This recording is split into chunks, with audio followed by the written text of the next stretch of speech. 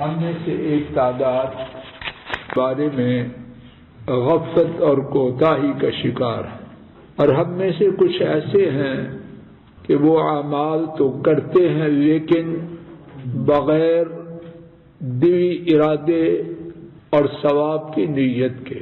ایسے ہی اعمال میں سے ایک عمل کہ مسلمان بھائی سے ملتے ہوئے اللہ تعالیٰ کی رضا کے لیے ثواب حاصل کرنے کے لیے سلام کہنے کے ساتھ مصافحہ کریں۔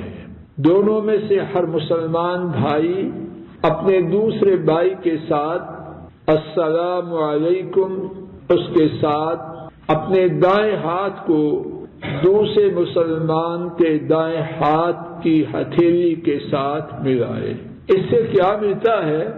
ثابت شدہ حدیث میں ہے، امام ابو داؤد اور امام ترمذی رحمہ اللہ تعالی نے حضرت براء رضی اللہ عنہ سے روایت کیا، نبی محترم صلی اللہ علیہ وسلم نے فرمایا، جب دو مسلمان آپس میں ملتے ہیں، ایک دوسرے سے سلام کے ساتھ مصافحہ کرتے ہیں تو جدا ہونے سے پہلے ان کے گناہوں کو معاف کر دیا جاتا ہے۔ اب دیکھیے عمل کتنا آسان اور سہل اور ثواب کتنا بڑا۔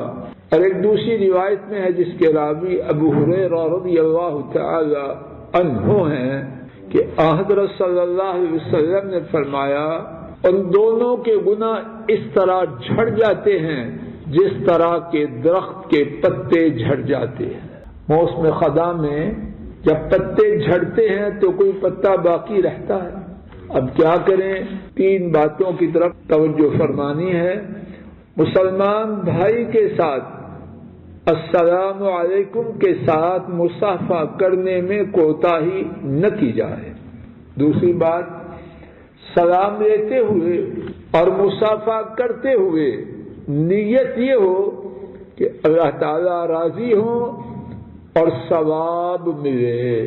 اور تیسری اور آخری بات یہ یاد رہے کہ ان سے مصافحہ اور اسی طرح دیگر اعمال سے جو عام طور پر ہم سنتے ہیں، ان سے جو گناہ معاف ہوتے ہیں وہ صغیرہ ہوتے ہیں، چھوٹے گناہ۔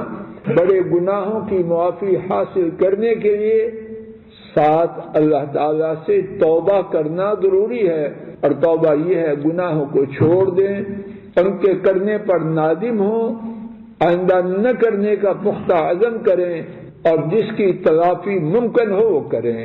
اللہ تعالیٰ مجھے آپ کو تمام اچھے اعمال کرنے کی توفیق عطا فرمائے۔ اپنے مسلمان بھائیوں سے ملاقات کرتے وقت السلام علیکم کے ساتھ مصافحہ کرنے اور ساتھ اللہ کی رضا کے لیے اللہ سے گناہوں کی معافی حاصل کرنے کے لیے مصافحہ کرنے کی زیادہ سے زیادہ توفیق عطا فرمائے۔ وآخر دعوانا ان الحمد للہ رب العالمین۔